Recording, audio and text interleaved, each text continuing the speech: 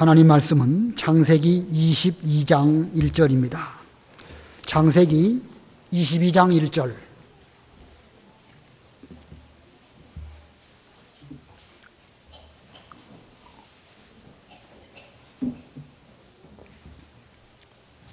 창세기 22장 1절 말씀입니다. 13절까지 봉독하겠습니다. 이 일들 후에 하나님께서 아브라함을 시험하시려고 아브라함아 하고 그를 부르시니 아브라함이 예, 제가 여기 있습니다 하고 대답하였다. 하나님께서 말씀하시기를 내 아들 곧 내가 사랑하는 너의 외아들 이삭을 데리고 모리아 땅으로 가서 내가 내게 말해주는 한 산 위 거기서 그를 번제로 드려라 하시니 아브라함은 아침에 일찍 일어나 그의 나귀의 안장을 지우고 두 종과 함께 아들 이삭을 데리고 번제에 쓸 나무를 쪼개어 가지고 일어나 하나님께서 말씀하신 곳으로 갔다. 셋째 날에 아브라함이 눈을 들어 멀리서 그곳을 바라보고 아브라함이 종들에게 말하기를 너희는 나귀와 함께 여기 머물러라. 나와 아이는 저기로 가서 우리가 예배하고 우리가 너희에게로 돌아오겠다 하고 아브라함이 번제에 쓸 나무를 들어 아들 이삭에게 지워주고 그는 불과 칼을 손에 들었고 그들 두 사람이 함께 걸어갔다.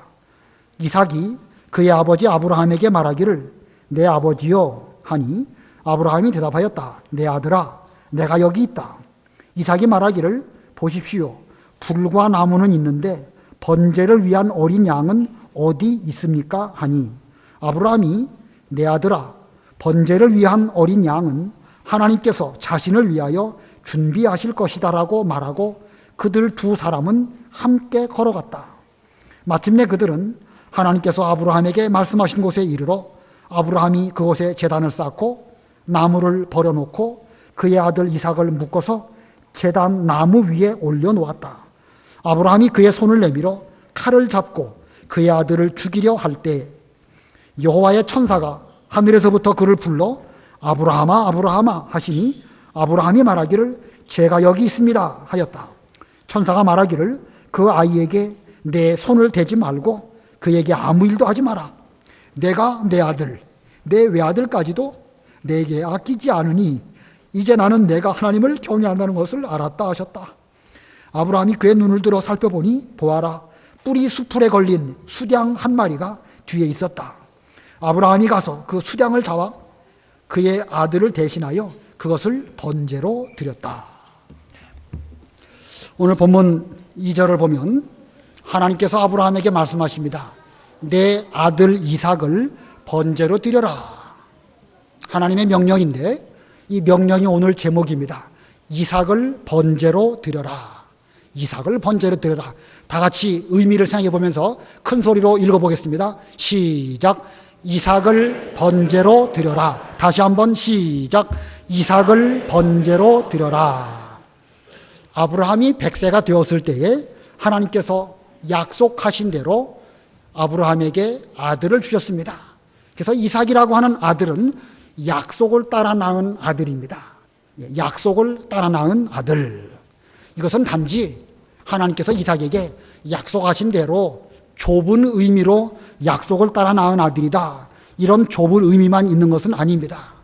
여기서 말하는 약속이라는 것은 앞으로 이삭과 그 후손들을 통해서 약속으로 하나님의 아들이신 그리스도가 오실 것이고 또 그 그리스도로 말미암아 천하의 많은 사람들이 구원을 받을 것이다. 이와 같은 약속을 이루어줄 아들이 바로 이삭인데 하나님께서 그 이삭이라는 아들을 아브라함이 100세가 되었을 때에 허락하여 주셨습니다. 자, 그러므로 지금은 이삭 한 사람이지만 그 이삭 안에는 수많은 믿음의 사람들이 앞으로 태어나게 될 것이고 또 그 태어날 그 자녀들 가운데는 예수 그리스도도 계신 것을 성경은 우리에게 말씀하고 있습니다. 내 자손, 자손이라고 하는 그 단어는 곧 예수 그리스도를 의미하는 것이다. 신약 성경이 그렇게 말씀하고 있습니다. 자, 바로 그 아들이 약속의 아들이 이삭인데 이삭이라고 하는 이름의 뜻이 무엇이지요? 이삭. 요즘 보니까 뭐 이삭 토스트도 있더라고요. 유명한 토스트 가게인데 예수 잘 믿는 사람이 하는 가게예요. 그래서 이삭 토스트. 그 이삭의 뜻이 무엇인가? 웃음입니다. 웃음. 이삭의 뜻이 무엇이라고요? 웃음. 자, 아브라함과 그의 아내 사라가 집에 오랫동안 아들이 없었습니다. 오랫동안 아들이 없었으니까 집안에 웃을 일이 없는 거예요. 아브라함이 75살에 가나안 땅 들어왔는데 그때에 앞으로 너에게 많은 후손을 주시겠다고 약속하셨는데 세월이 가도 계속 아들을 주시지 않았습니다. 그래서 아브라함과 사라의 가정에는 웃을 일도 없는 이런 가운데 세월이 많이 흘러서 이제 그가 거의 100세를 앞두게 되었습니다. 아브라함의 나이 99살이 되었는데 하나님께서 그에게 찾아오셔서 말씀하십니다. 내년 이맘때에 내가 아들을 낳을 것이다. 하나님이 하신 이 말씀을 장막 뒤에서 그 아브라함의 아내인 사라가 들었습니다. 듣고 웃었습니다. 아마도 엉겁결에 웃은 것 같아요. 아, 하나님, 우리 남편이 100세나 되었고 저는 90살인데 무슨 웃기지도 않는 그런 말씀 하십니까? 하면서 피식 웃었던 것 같아요. 그랬더니 하나님께서 사라에게 내가 좀 왜 웃느냐? 이렇게 말씀하셨어요. 그랬더니 사라가 또 엉겁결에 제가 언제 웃었습니까? 저 안 웃었습니다. 이렇게 시침을 딱 뗀 거예요. 그러니까 하나님께서 내가 웃었다. 이렇게 말씀하셨습니다. 자, 그런데 정말로 그와 같이 우스운 일이 그 다음 해에 일어나고 말았습니다. 이제 마침내 하나님의 약속대로 아들을 낳았는데 아들이 낳으니까 그 아들을 낳고 8일 되었을 때에 할례를 행하고 이제 이름을 붙여주게 되는데 이 아들은 우리에게 웃음을 주었고 하나님이 이 말씀하실 때 우리가 웃을 수밖에 없었다. 앞으로 이 아이를 볼 때마다 우리 집안에 늘 웃음이 있고 하나님은 이 아이를 통하여 기뻐하시고 많은 사람들에게도 기쁨을 줄 수 있는 이런 아들이 되면 좋겠다. 그래가지고 웃음이라는 뜻으로 그 아이의 이름을 이삭이라고 지었던 것입니다. 자, 그 말씀이 바로 앞에 있는데 창세기 21장 6절로 7절 읽어보세요. 창세기 21장 6절 7절. 21장 6절. 사라가 말하기를 하나님께서 나로 웃는 자가 되게 하시니 듣는 모든 사람이 나와 함께 웃을 것이다 하고 또 사라가 자식들에게 젖먹이겠다고 누가 아브라함에게 말하였겠는가? 그러나 내가 아브라함의 노년에 아들을 낳았다라고 말하였다. 예, 이 아들 이삭이 태어남으로 인해 가지고 사라도 참 기뻐서 웃었고 또 아브라함도 정말로 좋아서 웃었습니다. 근데 태어날 때만 웃은 게 아니에요. 그 아이가 점점 자라나면서 아마 그 가정 안에 늘 웃을 일이 많이 있었을 것입니다. 젖을 먹는 것만 봐도 웃깁니다. 여러분, 아기들 젖 먹는 거 보면 우습습니까? 안 웃습니까? 입을 오물오물 하는 거 보면은요, 정말 웃겨요. 재밌습니다. 걸음마 하는 것도 웃음이 나오고, 또 말 배우는 것도 웃음이 나오고, 뭐 하나하나가 다 웃을 수밖에 없는 이런 기쁜 일이 이 아브라함과 사라의 가정에 있었습니다.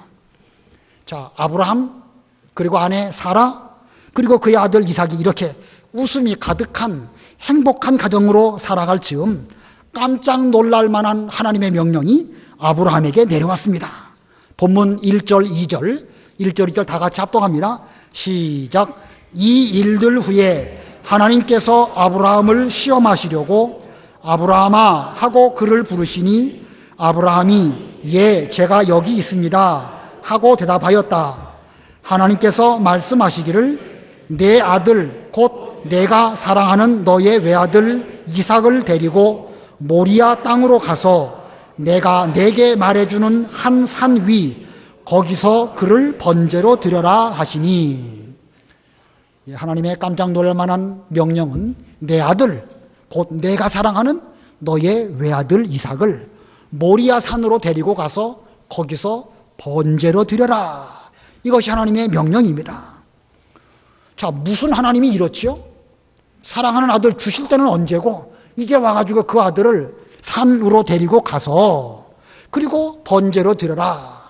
지금 이제 겨우 조금 웃을 만한 일이 있는데 그 웃음을 하나님께서 빼앗아 가시는 이런 명령을 하나님이 하셨습니다. 자, 번제가 뭐지요? 번제. 태워드리는 제사입니다.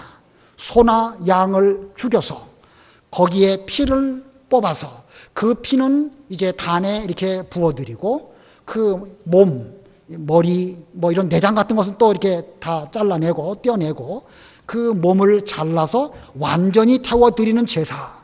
이것이 바로 번제입니다.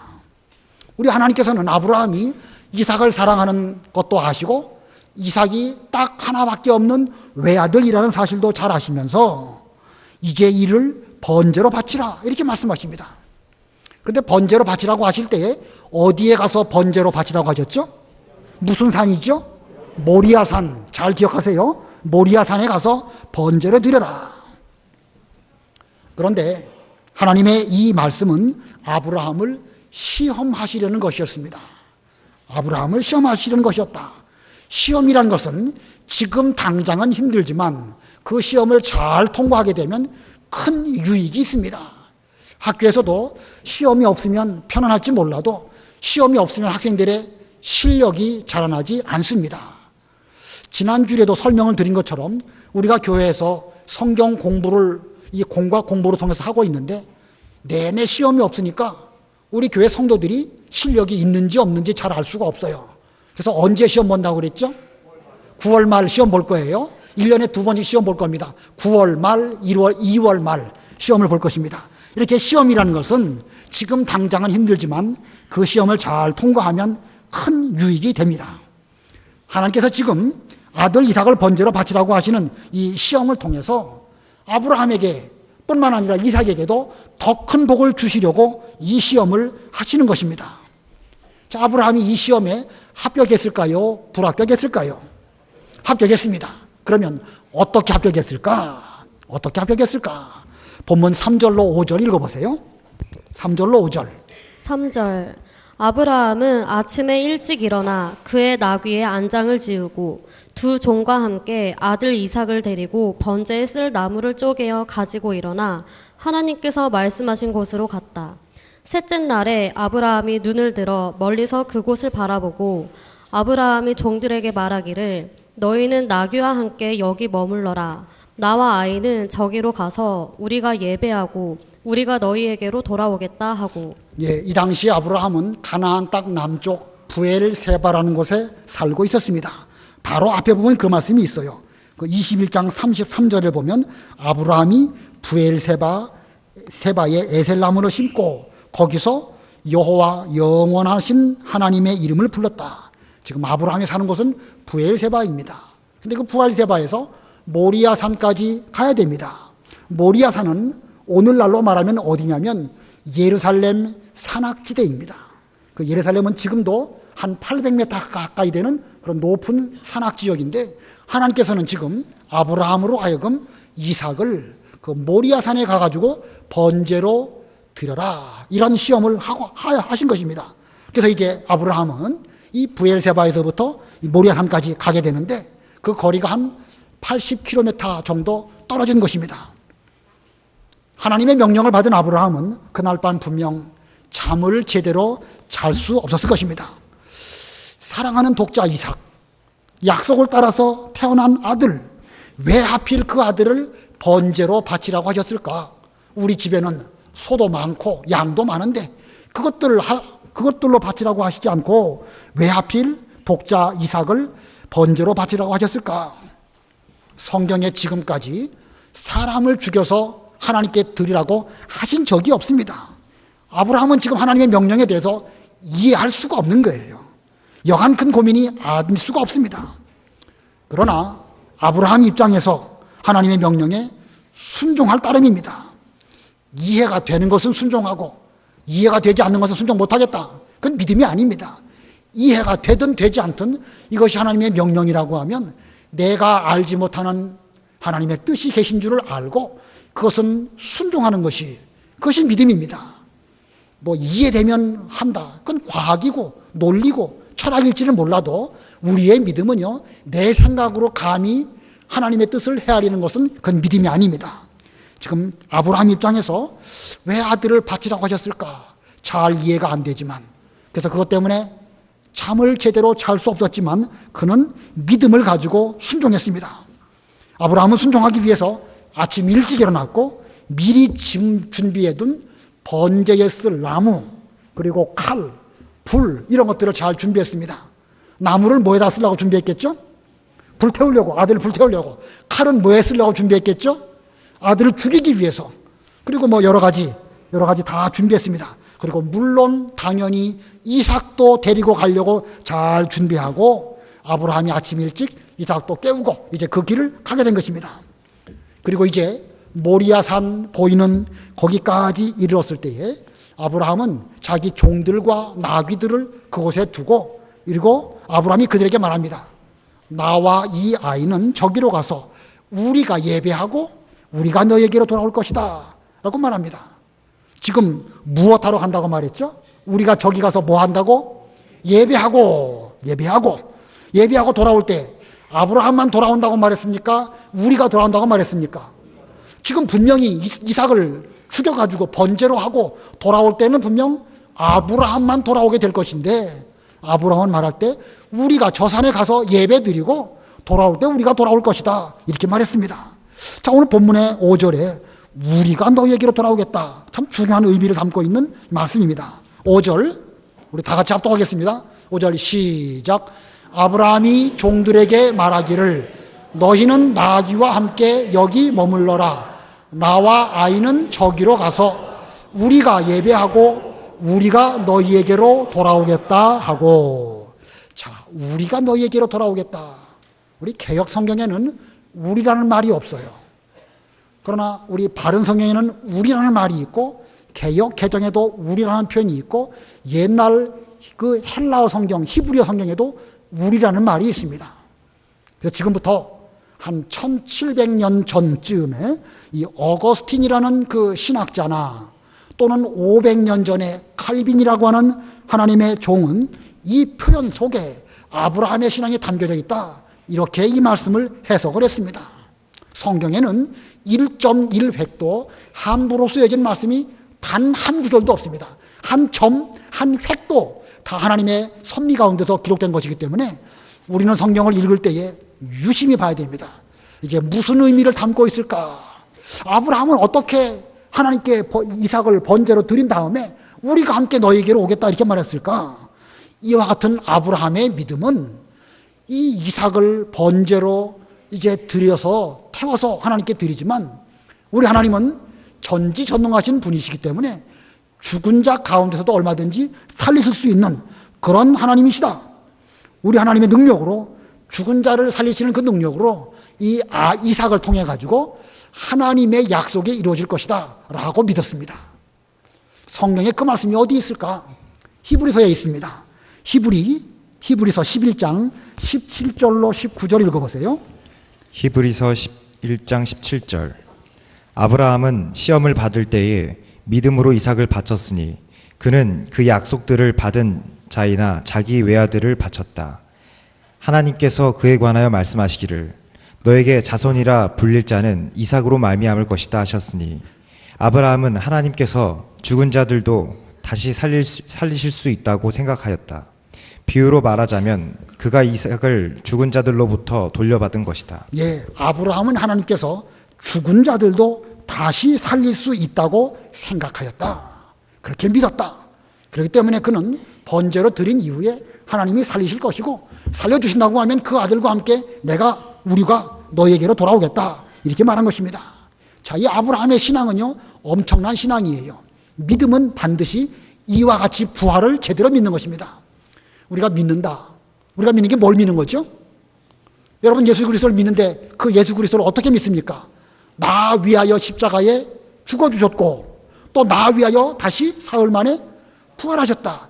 이것을 제대로 믿는 것입니다. 그러므로 우리의 믿음 속에는 예수님의 사죄의 십자가 죽으심, 또 나 위하여 부활하실 것과 나도 주님 안에서 부활할 것을 믿는 믿음, 이게 아브라함의 믿음이고 오늘날 우리들의 믿음입니다. 아무쪼록 죽은 자가 다시 살아난다, 이해할 수가 없는 일이지만 그래도 믿음으로 아브라함은 순종했습니다. 자, 이렇게 해서 아브라함과 이삭 딱 두 사람만 이제 모리아산으로 올라갑니다.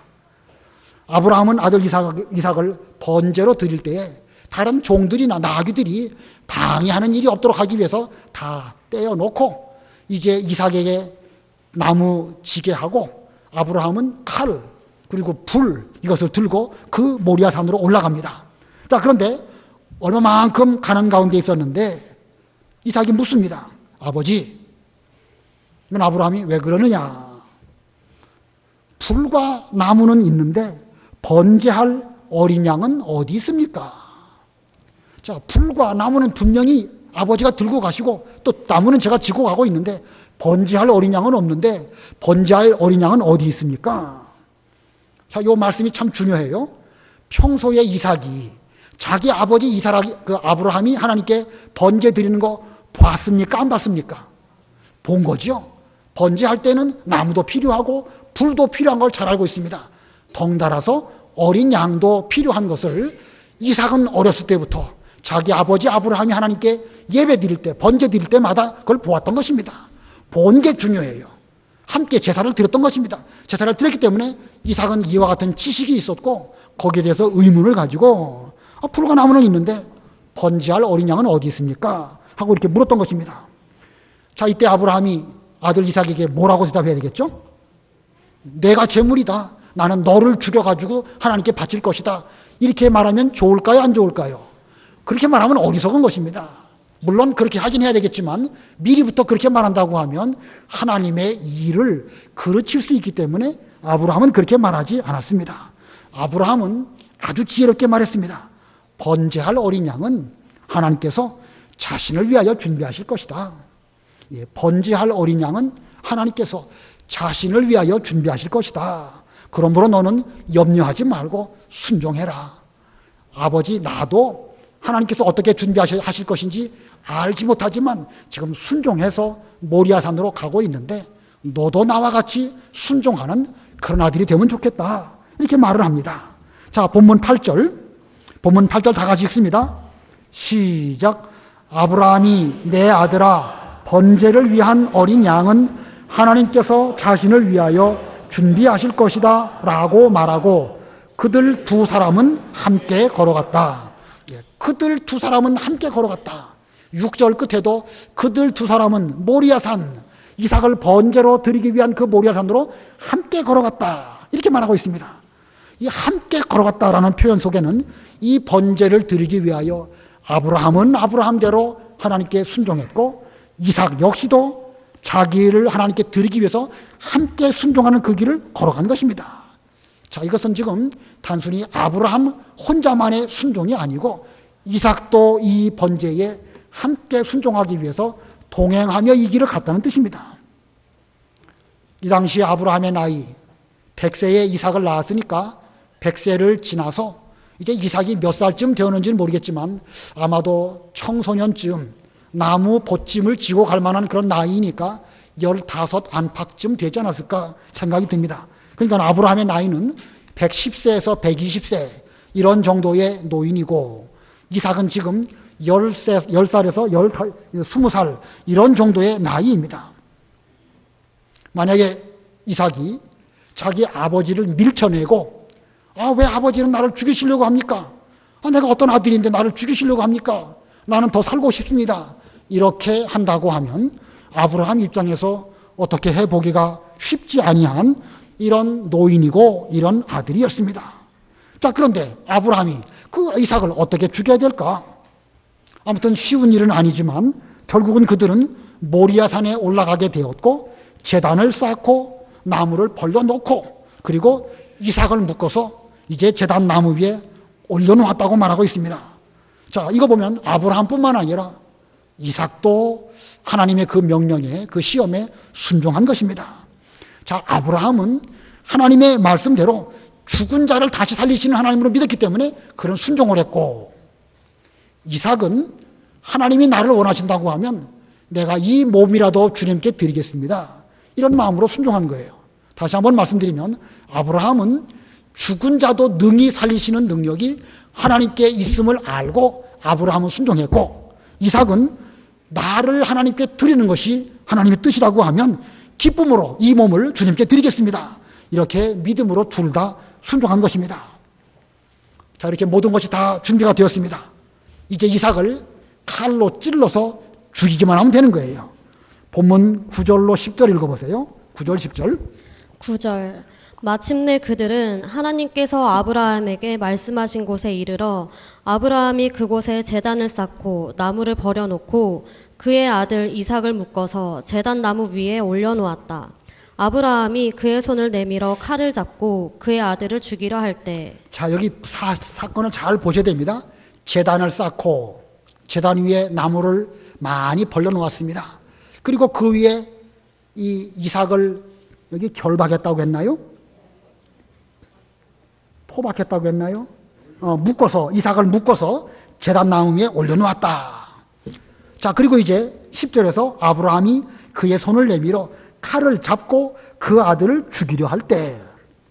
자, 지금 이삭이 그 제단 나무 위에 있는데 이삭이 지금 누워 있었을까요? 엎드려 있었을까요? 누워 있었을까요? 뭐 성경에는 누워 있는지 엎드려 있는지 모르겠지만 아무튼 있었겠죠, 그죠? 자, 이게 아브라함이 칼을 들어서 지금 이렇게 찌르려고 할 때 이삭이 눈을 떴을까요, 안 떴을까요? 잘 모르겠습니다, 저도. 떴을까, 안 떴을까? 떴을 것 같으죠? 눈을 떴다고 하면 그 아들 이삭은 아브라함 아버지의 눈을 쳐다봤을까요? 자기를 찌르려고 하는 그 칼을 보았을까요? 이건 뭐 잘 모르겠습니다. 이때 아브라함은 찔리긴 찔러야 되는데 어디를 찔러야 될까요? 배를 찔러야 될까요? 심장을 찔러야 될까요? 아니면 모가지를 찔러야 될까요? 이거 참. 지금 이 아브라함 입장에서는요, 딱 한 칼에 그 아들을 죽여야 됩니다. 한 칼에 죽이지 못하고 여기저기 찌르기만 한다고 하면 이거 뭐 일은 일대로 안 되고 아들 이삭은 아프기만 하고 여러 가지 복잡한 문제가 생길 것입니다. 분명 아들을 칼로 찌른다는 사실은 망설여질 만한 이런 일이지만 망설이다가는 더 어려워집니다. 그래서 단번에 그 아들을 죽이려고 생각하고 칼을 들어서 이렇게 딱 찌르러 가고 있었습니다. 바로 이때에 급하게 되신 분은 바로 하나님이십니다.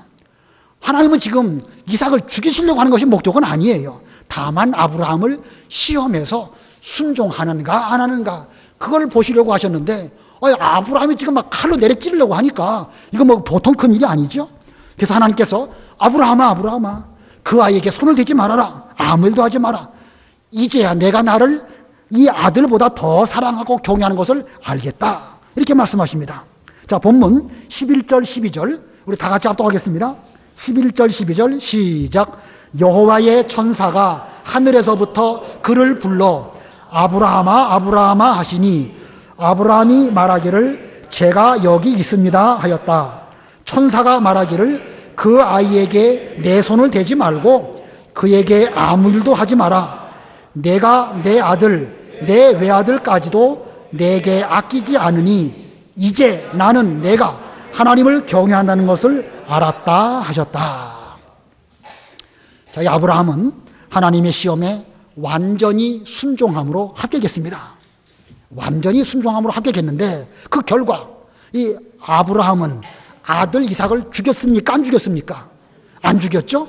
그러나 그는 하나님의 명령을 온전히 순종했습니다. 죽이려고 했지만 죽이진 않았고 하나님 앞에 합격되었고 죽이지는 않았습니다. 그러나 온전히 순종했습니다. 이삭이 죽었나요? 안 죽었나요?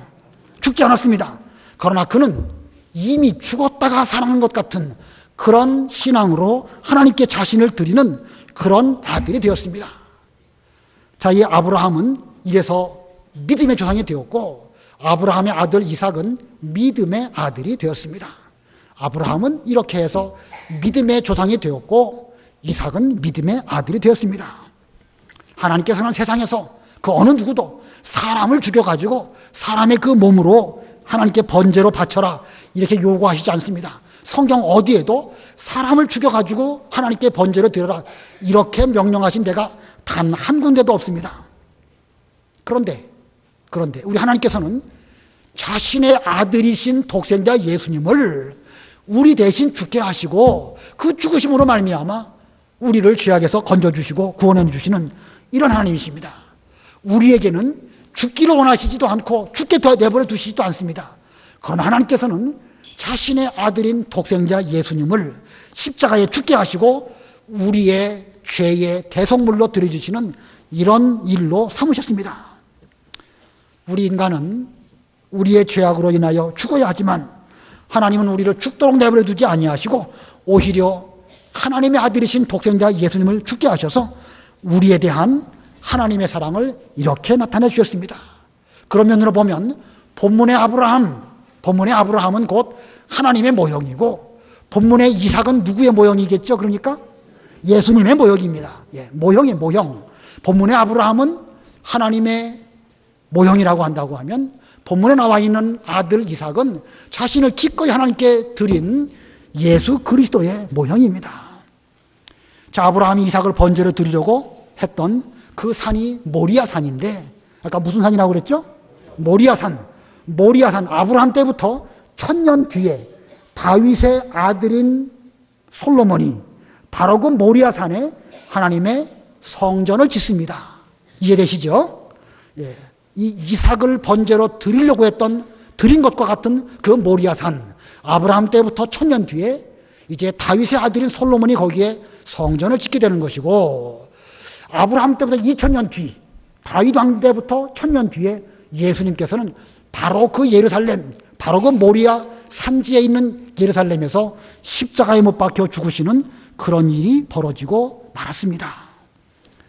자, 죽을 뻔했던 이삭이 살아난 것처럼 예수님은 직접 죽어주셨고, 그리고 직접 사흘 만에 부활하시는 이런 은혜를 우리에게 베풀어 주셨습니다.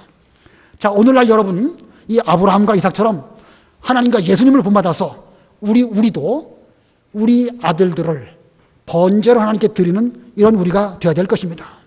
자, 하나님은 지금 우리들에게, 여기 계신 여러 어르신들에게 너희의 아들들을 번제로 드려라, 이렇게 명령하십니다. 우리가 우리 아들들을 번제로 하나님께 드리면 죽을까요, 안 죽을까요? 번제로 드리면 죽을까요, 안 죽을까요? 여러분들이 여러분의 자녀들을 하나님께 온전히 드린다고 하면 죽겠습니까, 살겠습니까? 반드시 삽니다. 죽을 것처럼 보이지만 그게 사는 길이에요. 우리 아이들, 우리 자녀들, 여러분들은 이삭처럼 하나님께 내 자신을 드려야 됩니다. 하나님께서 원하신다고 하면 제 몸을 기꺼이 드리겠습니다. 죽게 드리네. 지금 찬송 불렀고 맨 끝에 아멘도 했습니다. 드려야 될까요, 안 드려야 될까요? 드리면 죽습니다. 죽을 것 같아요. 죽습니까, 안 죽습니까? 안 죽습니다. 우리가 에스더서를 배우면서 죽으면 죽으리라 배웠죠? 죽으면 죽으리라. 죽을 것 같았는데 왕 앞에 함부로 나가면 죽을 것처럼 보여도요, 오히려 그것이 살 길입니다. 예수님께서도 말씀하시기를 무릇 나를 위하여 죽고자 하는 자는 살 것이고 살고자 하는 건 죽으리라, 이렇게 말씀하십니다. 그러므로 우리들도 살기 위해서라고 하면 내가 져야 할 십자가를 지고 우리도 모리아산으로 가고 성전에서 내 몸을 주님께 몸밖에 드릴 것 없어 이 몸 바칩니다, 이렇게 나간다고 하면 그게 바로 살 길이에요. 자, 우리가 이 성경대로 사는 것입니다. 이게 성경대로 우리 자신을 하나님께 드리는 거예요. 근데 이게 드리는 게 말처럼 쉽지가 않습니다. 자, 우리 부모님들, 여러분의 자녀들, 아브라함처럼 자녀들을 하나님께 드리셨나요? 드리라고 하면 드릴 수 있겠습니까? 한 30여 년 전에 우리 큰아들을 낳았습니다. 그때는 바로 요 옆에가 고려대학병원이었었죠. 이쪽은 장례식 치르는 이 영안실이 있었고, 이쪽은 태어나는 산부인과가 있었어요. 자, 그런데 우리 아들이 거기 태어났습니다. 수술하고 태어났어요. 그래가지고 저희 집사람은 일주일 동안 병원에 있었고, 한 이틀, 3일 있다가 우리 아들을 이제 데리고 집에다가 데려다 놓고 누웠습니다. 저하고 아들만 이제 잠을 자게 됐어요. 근데 이 말씀이 생각이 나는 거예요. 이삭을 번제로 드려라, 이렇게 하신다고 하면 너 드릴 수 있겠느냐 하는 그 질문이 하나님으로 말미암아 저에게 하신 것 같은 그런 생각이 딱 들었습니다. 처음에 태어나가지고 막 태어났을 때 보니까 얼굴이 쭈글쭈글하더니 2, 3일 지나니까 얼굴이 팽팽해진 게 참 이쁘더라고요. 그래서 하나님, 이거 쉽지 않습니다. 저는 쉽게 말 못하겠습니다. 그렇게 말했습니다. 그리고 제가 이 본문을 가지고 한 10년 전쯤에 또 이 설교를 한 적이 있는데, 그 설교 말씀을 준비하면서 그때 드릴 걸, 그때 드린다고 했으면 하나님이 더 잘 되는 사람으로 만들어 주실 터인데 내가 못 드렸구나, 이제라도 주님께 드리겠습니다 라고 생각을 10년 전 설교할 때에 제가 마음으로 준비를 했습니다. 그리고 또 10년이 지났는데 제가 그 사이에 드렸는가 라고 생각해 보니까 여전히 못 드리고 있어요. 자, 여러분들도 여러분의 자녀들 하나님께서 이삭을 번제로 드려라 명령하실 때 들으실 수 있을까? 드려야 됩니다. 공부하는 것보다 하나님께 드린 것을 먼저로 하셔야 됩니다. 뭐 여러 가지 세상적으로 취업하는 거, 학교 보내는 거, 좋은 직장 가는 거, 여러 가지 문제가 많이 있지만 그것보다 먼저 하나님께 여러분의 자녀들 드리세요. 드리면 하나님께서 죽는 것이 아니라 사는 길로 인도해 주시고 더 잘 되게 해 주시고 우리는 그 시험에 합격하게 되는 것이고 더 큰 유익을 그 시험을 통하여 보는 것입니다. 우리 자녀들도 마찬가지예요. 우리 자녀들도 자신 본인이 먼저 나를 주님께 드리겠습니다. 이런 마음으로 살아야 하나님이 기뻐하시고 시험에 합격하는 것입니다. 살아가다 보면은요, 드리기 어려운 시험들이 참 많습니다. 공부도 해야 되고 결혼도 해야 되고 여러 가지 많은 일들이 많이 있지만 먼저 자신을 하나님께 드리고 사는 사람에게는 하나님께서 아브라함과 같은 복을 주시고 또 이삭과 같은 그런 복을 주실 것입니다. 아무쪼록 다른 여러 가지 일들 많이 있지만 먼저 드리시는 아브라함의 신앙 되시기 바라고 또 자신을 먼저 드리는 이삭과 같은 우리 아들들, 딸들 다 되시기 바랍니다. 기도하겠습니다.